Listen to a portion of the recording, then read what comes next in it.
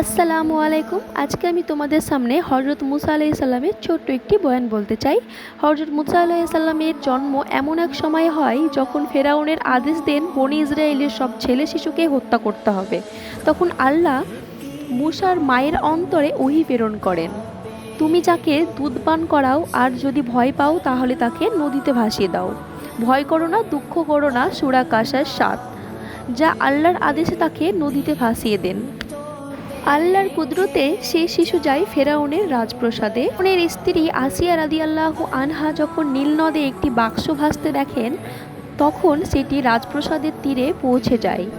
তারা খুলে দেখেন ভেতরে একটি শিশু। সেখান থেকেই তিনি মূসাকে পান। ফেরাউনের স্ত্রী বলে, হয়তো সে আমাদের উপকারে আসবে বা আমরা তাকে সন্তান বানাবো। সূরা কাসাস ৯। ফেরাউন জানতো না এই শিশু ভবিষ্যতে তার শত্রু হবে। আল্লাহ মূসাকে নিজের হেফাজতে রাখেন যেন বড় হয়ে তিনি নবুয়তের দায়িত্ব পালন করতে পারে।